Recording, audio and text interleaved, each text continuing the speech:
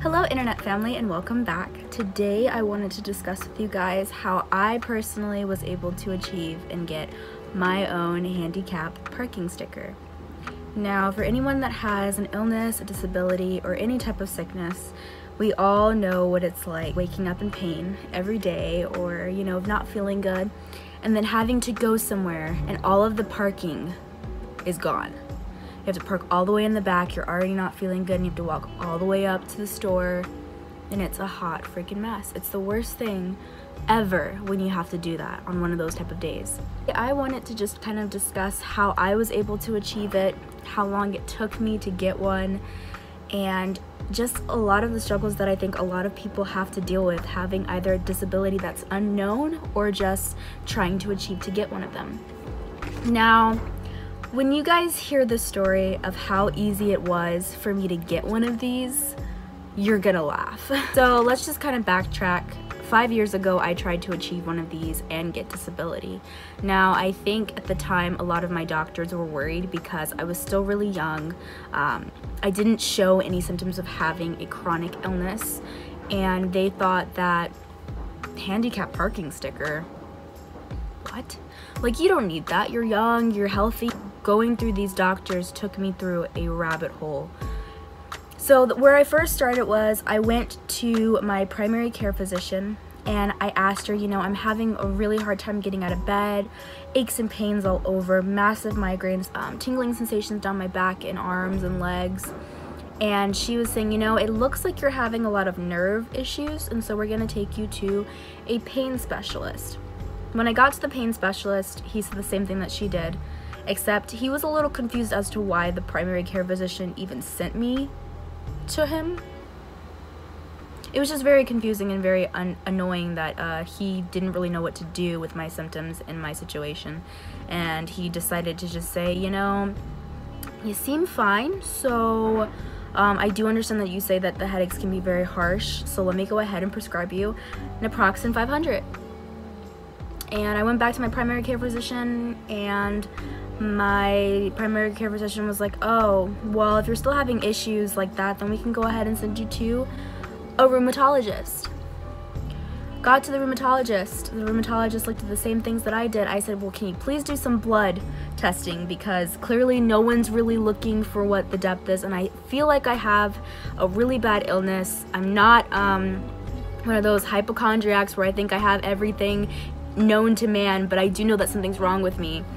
And he gave me a blood testing for autoimmune diseases such as Lyme disease, lupus, fibromyalgia, and when the test came back, he told me straight up, you have to trust me on this.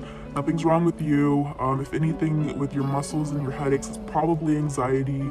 Do you have a lot of bad depression? If you really want us to try to work on this, then I guess I can tell you that you probably have fibromyalgia to help you with that. So just try to go with the known ways to relieve the pain with people who have fibromyalgia. And I was thinking to myself, no, I need so much more help. Like, it's not just food allergies, it's not just muscle pain and regular pain. I am seriously dying over here. And so after those 3 visits, I kind of gave up. That was within the 2nd year of me being sick. And I just kind of gave up. I was like, you know what, I'm never going to achieve a parking handicap sticker. I'm never going to achieve disability. I'm never going to achieve to go to work because it's just so horrible in the summertime. I got really down for about 2 years, I think I would say. And then getting back into the summertime and hurting every year and not being able to go to my normal therapy such as biofeedback therapy and like other health regimens that helped me with my pain and just trying to relax my body to ease up the pain. I started taking ibuprofen 800. I went to several doctors. I got an MRI scanning. I got a breast examination because there was pain in my right breast and I thought possibly had cancer. I just went through all of these doctors for them to diagnose me with something. That way I could get a handicap parking sticker or a disability to help me, because it was hard for me to get out of bed constantly. And so, long and behold, it took 4 to 5 years for me to find a doctor who was willing to sign the papers for this. And she was like, you know what, the illness that you have, the diagnosis read as having chronic Lyme disease. So I do have chronic Lyme disease. I have 9 different infections in my body currently. 3 of them are the highest Lyme bug. You have the Babesia bartonella, you have the I can't even pronounce it, I'm just gonna have it come up here. And then I also have Candida, all these different kinds of bugs inside of me that's making me feel really, really sick constantly. So she noticed that, and she was so willing to be able to get me a parking sticker. Now, I had to basically bring the paper to her, have her sign it, and it took her less than 5 minutes to sign the paper. It took me less than 30 seconds to fill out the rest of the form that I had to fill up about my information. And I took it to the DMV, and it was just like that, 15 bucks to get one of these. I couldn't get a plate because the plate is not in my name, it's in my dad's still. But I was able to get one of these super easy. And so I don't want anyone to go through the same issues that I did, having to wait 5 years just because of what I did and giving up and letting doctors get to me. I don't want that to happen to you. So I have 5 simple steps to help you guys to be able to get and achieve yours. If you guys can follow these steps, I promise you, you're gonna get it.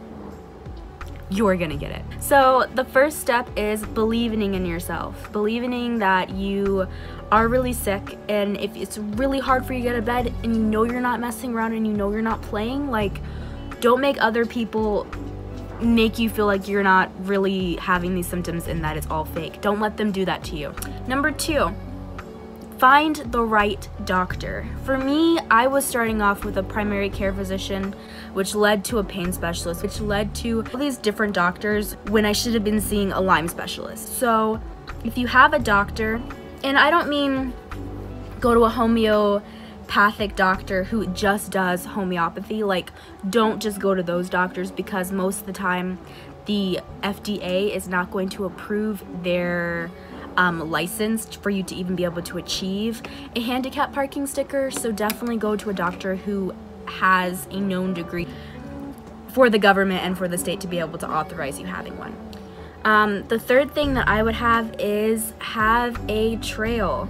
If you do not have a trail, I promise you, it's gonna be so much harder for doctors to be able to listen to you and actually believe that something is wrong with you. For me, I had over 10 different doctors that I saw previous to me seeing a Lyme specialist, which made them actually think, you know what, maybe this is a little more serious. It helped them to avoid doing the same testings that my previous doctors already had. So having a trail of doctors that you've already seen is going to help so much. And sometimes maybe you have to go through a trail just to be able to get close to achieving one of these. Maybe you can't just go to that right doctor and get that diagnosis. It might be a little bit more difficult. And then the fourth thing that I would say, and this is like the most important thing, is to stay on the doctor. Make sure the doctor is doing what they need to do. Make sure the doctor's there for you, because sometimes I feel like we're so sick and we think the doctor's gonna do everything, and doctors can't play God, you know. Doctors are imperfect people just like we are, and sometimes they forget, or sometimes they don't realize that, oh man, this is a very serious situation. And then the fifth and final thing that I would have to tell you guys is just don't give up. That is the reason why it took me more than an amount of years to be able to achieve what I could have achieved in a year time span, in 2 years time span, you know. I gave up, and that's what why it took me so long. So if you're having the same issues, and I know you're tired, and I know you're going through a tough time, and it hurts to get out of bed and stress about all this stuff, but you have to. You have to keep going in order for you to achieve this. And I kid you not, this has helped me so much, and I'm just so happy to use it. I did have some of those fears, you know, of people thinking that I'm faking it and that I'm not really with a disability. But just because I'm young and I look lively and I'm smiling and I look fine doesn't mean that I actually am fine. No one should make you feel like you have to prove that you have a disability. We already know how hard it is to get one of these, so if you've been able to achieve one, don't let people make you feel down because you have one of these, you know? So those are my little tips and tricks on how I got my handicap sticker. I hope this was encouraging to some of you guys that are trying to achieve it, and these little key points that I had can help you to be able to achieve to get one of yours. And I hope you guys are feeling live and well, and I hope you guys enjoy the rest of the Lyme videos that I come out with in the future. Bye!